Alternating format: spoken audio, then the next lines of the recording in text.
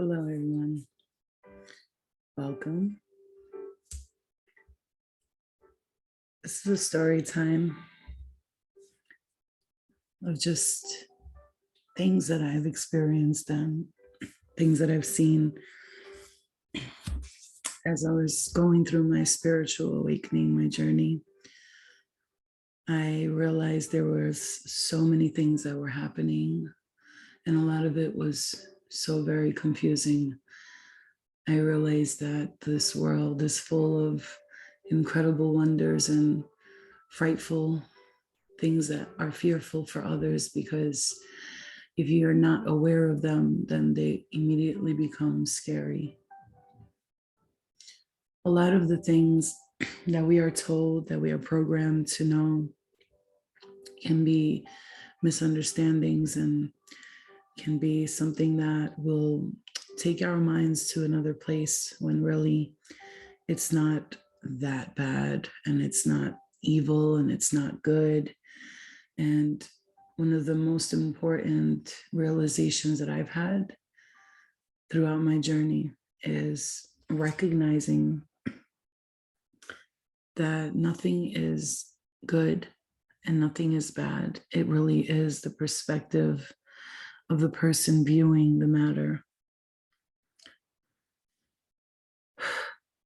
One of the things that people find hard to accept or believe is that all around us and things that you can't see, that if your third eye was awakened and you really could view what was out there, you probably would hide in a corner and be very fearful, as I've seen things in pictures and I've sensed them and I've heard things. And there's been an array of different vibrations and frequencies, entities, beings, spirits, people, all types of things during my journey. But I'm here to ease your mind. As a person who works fully with the light and who is of the light, and the light is within me. And as I'm sharing this, my heart chakra is going off. And then when things happen that we are uncomfortable with, I've learned throughout my spiritual journey that if you just ask for it to stop, it usually does. And so I'll ask my heart chakra to clear now. Clear it in the heart chakra, please. And I envision it getting cleared. And I envision the light filling my aura, filling my space, filling my heart. And the moment I do that, everything gets cleared very easily. I'm not here to claim that I know everything. And I'm not here to claim that I know nothing. I'm here as a spectator, just like everyone else. I've experienced a lot on my own through my own journey, but I've also learned a lot in my journey. I understand something, and that is that ultimately we are all working as one unit. And there will always be, in every scenario, in every case, there will be that which is for us and that which is against us. And I've learned something that is so important and valuable, is that not to pay attention to that which does not want to see you do well or does not want to see you do good. It's all about what you perceive in this world and how you feel about it. I've had this moment of clarity recently because I realized one thing: when we think a lot and we think too much, when we're constantly thinking, we're just in this space where we just start to create these false realities and these narratives that make absolutely no sense. Our minds keep going on and on and on. And we will relentlessly tell ourselves that things are not going to work out when they always do, and they always will, because people don't want to believe that the universe has a plan. And maybe the plan is not specifically for you, but the universe in itself has a plan, and you can be a part of that plan if you choose to be a part of that plan. But if you choose to sit yourself out, then you will be sit out because you follow in free will, and the universe will always follow free will. And those beings, entities, or frequencies that don't follow the laws of the free will universe, that is their prerogative. And if you start to post your energy and really sit by that which is love and light, acceptance, truth for you, what is your truth? Because everybody has their own truth. Different religions, everybody has their own views, everybody has their own God. Everybody worships and everybody prays to someone different, and that's okay. Our duty is not to be here and judge others and say, well, your God is wrong and your God is right, or your prayers are wrong, your prayers are right. Everyone has the right to follow and, pray to whoever they want, and everyone has the right to believe whatever they want. And we can argue and say, well, there's no evil and there's no good. Then isn't it evil when someone murders someone, or isn't it good when someone does a good deed? Yes, it is. It is innately, inherently, moralistically that way. But I always say to the evil person doing the evil, they don't know what they're doing is evil. Some do, but most of them don't. They just think that that's the way it should be. And that's what they need to do to feel better about themselves. Just like a person who does good deeds feels they need to do good deeds to feel better about themselves. So in the end, the balance is, the scales can never be justified, because one person does things for the love and the other person does things for the love. Because if you view both directives, you could say that evil does things because they love to do evil, and good does things because they love to do good. And at the end, it's all about love, right? When I've been experiencing recently the most is when you start to realize that your internal, like your insides are here, your past lives, you feel like you've let go of so much and you've detached yourself and broke free from so many things that were just not serving your highest good. And sometimes here and there, you might look back at those things you did and you might want to do them again because something calls you there. Maybe you're bored, maybe you don't know what to do. It's just it's a battle within. And knowing that you're not bad or you're not good, when you do things, you cannot judge yourself. You can't say, oh my God, I made a mistake, this is horrible, I'm a horrible person, I don't deserve to live, I don't deserve love, I'm not pretty enough, I'm not good enough, I don't have this, so I can't find love, I don't have that. We all do it, and it's not something that is, it's not a very different thing to be in another human's body, because in their minds and their consciousness, a lot of our thoughts are pretty much the same with different narratives, different pages of the book. When we are looking at ourselves, sometimes in the mirror, we can judge ourselves and see the things that we don't love about ourselves. And they say that people see you 20% more attractive than you see yourself. And I find that a little funny because there's been so many times, and I know you've had this experience, when I have worn an outfit or done my hair a certain way and went out and I just did not feel like I looked good enough. And then I went out and so many people would compliment me. And I'd be like, what? I just didn't think I looked like that good. And everybody's saying you look so beautiful, because we don't see ourselves the way others see us. They don't view us with our flaws. Most people, I would say about 95% of the people, when they look at you first, that's not the first thing they see. You have your 5, 10, 15% of those judgmental people who they see you, and if you don't have the right sneakers on, you're not good enough. But they're in a class of their own, and it's a class I'm not trying to attend. If there's a teacher for that class, I do not want to be the student, is what I'm saying to you. But the most of the population, most of humanity, when they look at you, they tend to see a human being, a person. I mean, you know it yourself. You've seen homeless people or people that were not dressed the greatest. You didn't look at them and say, oh, gross, And if you did, it was probably the version of you that was so unhealed and you didn't like things about yourself, but now that you're working on yourself and you're starting to see the love within you, you see other people with the same love, and you have this judgment-free zone within you, this loving nature within you that just tries to understand that maybe that person is not in the situation that you're in, and so there's no need to judge.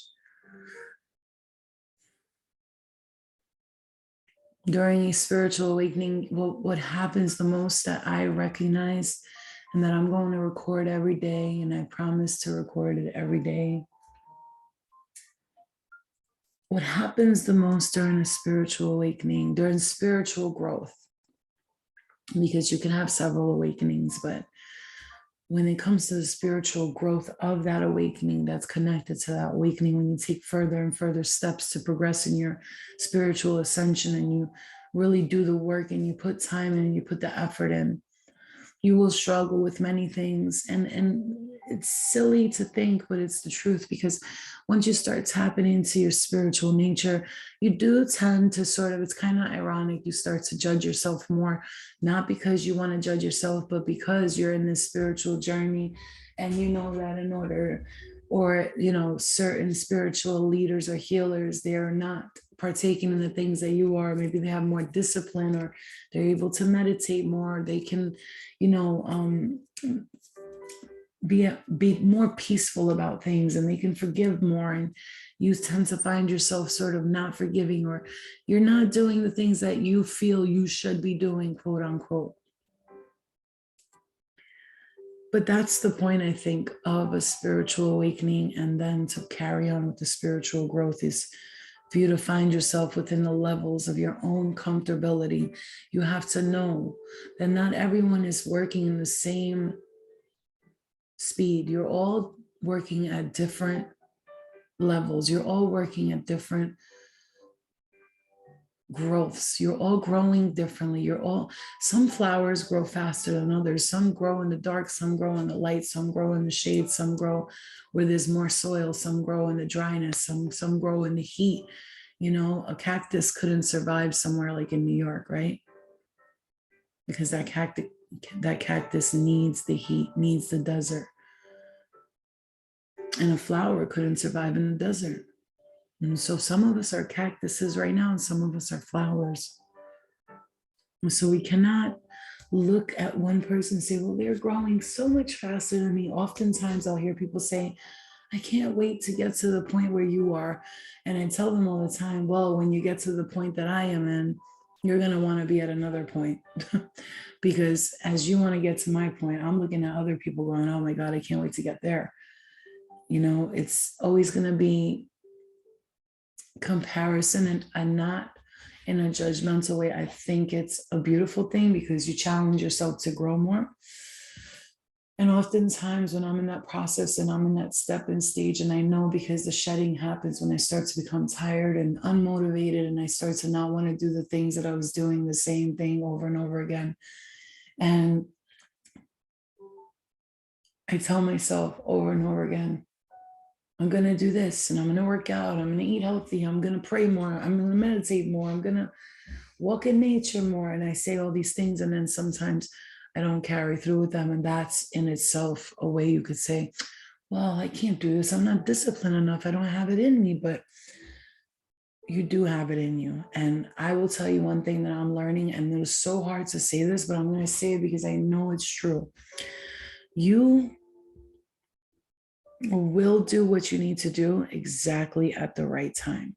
Unless you see yourself really just giving up and becoming lazy and not wanting to go on, that's a different outlook. When we're talking about feeling depressed and not wanting to get up, this is when you have to start to see yourself and go, well, what do I need to do? Because it seems like I'm getting in this stagnancy, and it's becoming sort of like depression, and I'm not taking showers, and I don't want to talk to people. That's a different level. But when we're talking about, you see your phone, but you're kind of like, not right now. I need my personal time. I need my me time, me space, and you're resting, and your body's sort of tired, and understanding one thing, that at the same time that you are progressing your spiritual ascension, you are 100% defeating things that need to be cleared and removed. You can call these things demons. You can call these things evil spirits. You can call them whatever name you want to put on them, you put on them. I just like to call them hindrances, those that are attached to you from lifetimes, different dimensions, for no reason. Sometimes I don't even think some of them even know they're attached to you. Those whatever attachments they are, and sometimes make you feel like you're being pulled back and set back. And that's why it's important to clear your aura and cut cords as often as you possibly can.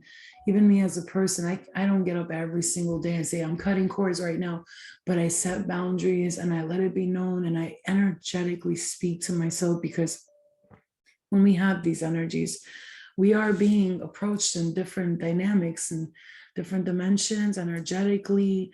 When you could be dealing with it through a person, an energy vampire, or you could be dealing with it in energetic world, in the spirit realm, as they say, in the other dimensions, and past, present, future. These are everything is, there's no past, present, and future in the spirit realm. And I know that for a fact, because oftentimes when I do mediumship and I channel, a lot of that information that comes through will come through for the exact moment, but some of it will happen like a week later or 2 weeks later, or like even a year later. Sometimes it's happened with people. And I always say, like, why can't it just be all like now? Because everything's already happening, right? And that's why they say when you manifest that you have to focus on not, is this going to happen? Maybe it's going to happen. You have to think of it as if it's already happening, because manifestation meaning that it's already happening, because this is how it works in the past, the present, and the future. The manifesting is happening. This is why it's very important to be aware of our thoughts. And trust me, I'm not perfect. The thought thing is, I just recently, I got to say, for the past 4 or 5 days, really started just telling myself, whatever I think, it's not manifesting. I'm just observing. I'm not either accepting or observe. I'm not accepting nor denying these thoughts. And I also realized that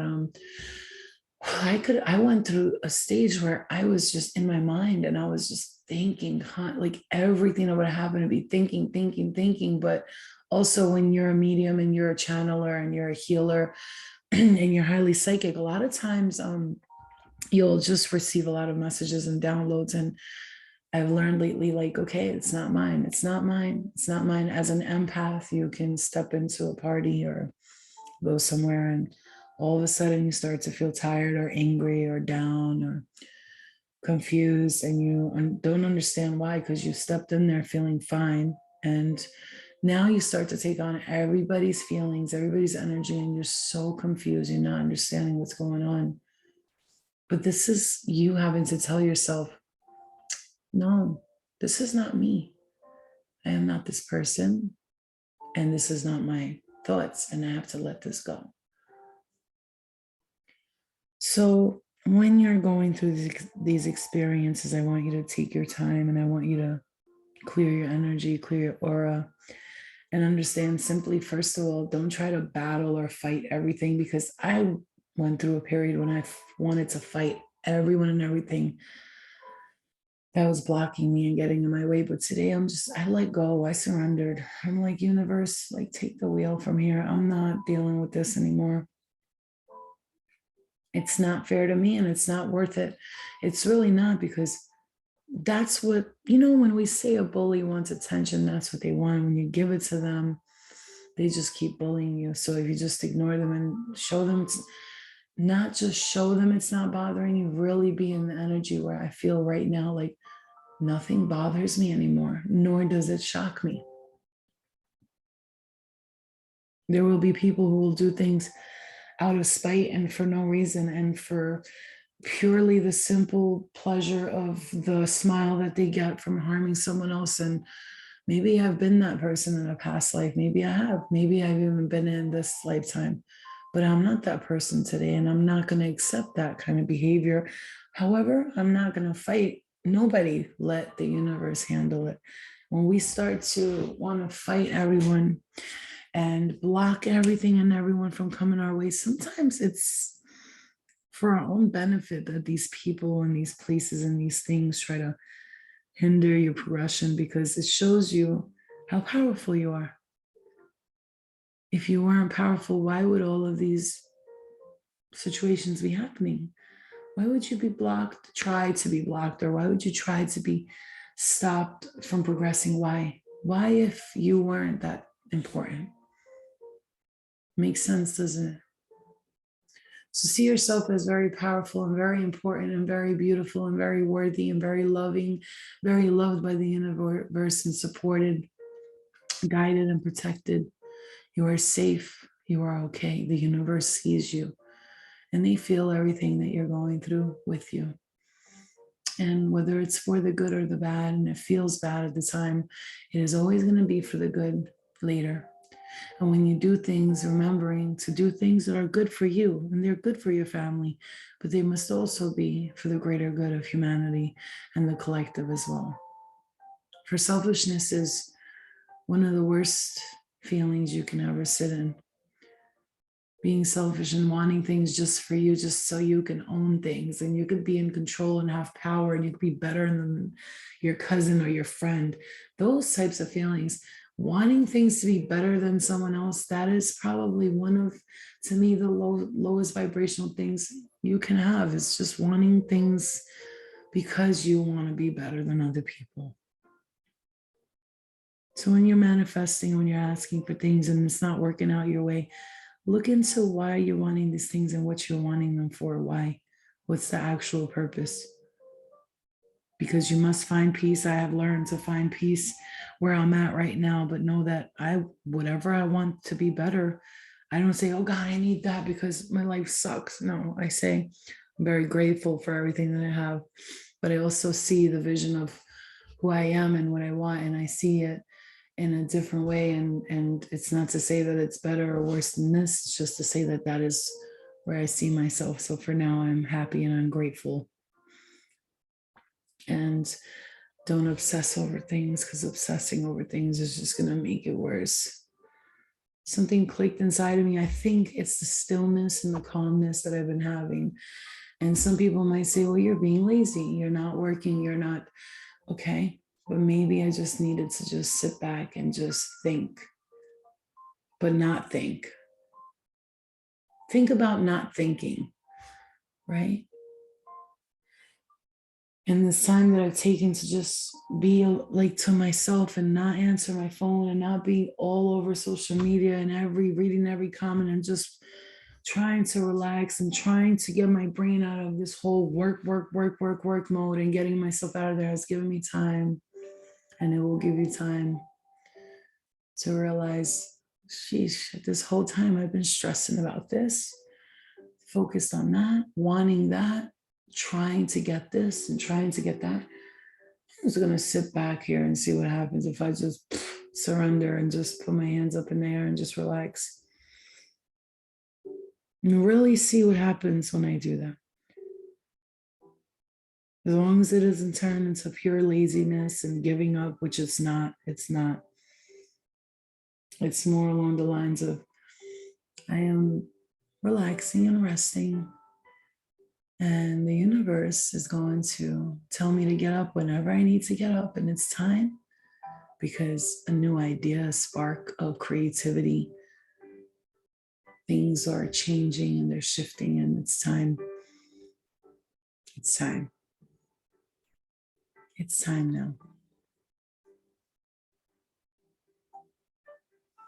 It's the faith and the hope in the universe and God and yourself and the angels and your spirit guides and your loved ones that love you, your ancestors that are watching over you, these beautiful spirit animals that I've seen, these phoenixes and these bears and these deer and these hawks and these birds that I see, and all of the beautiful guidance and love and messages that we receive from the spirit realm, from above, from the universe, sending from God knows how many light years away. They're sending you messages.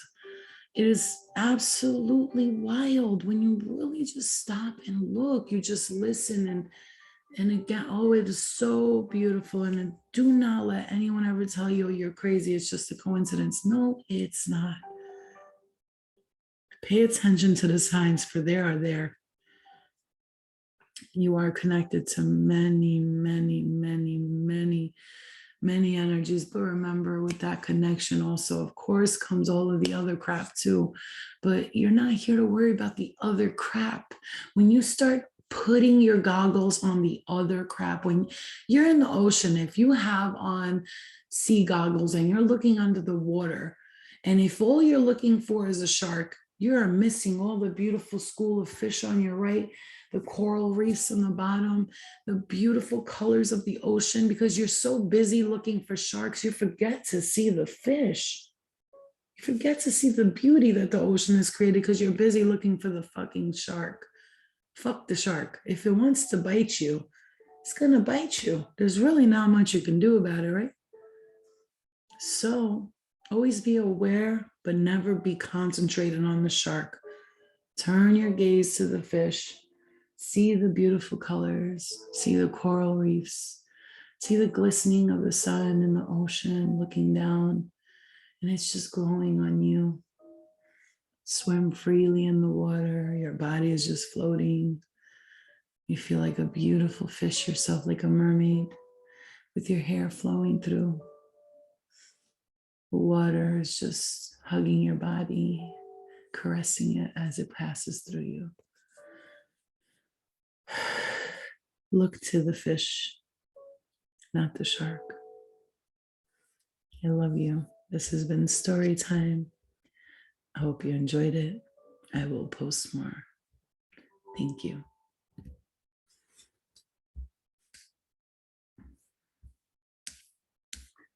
I will be doing this more as much as I can.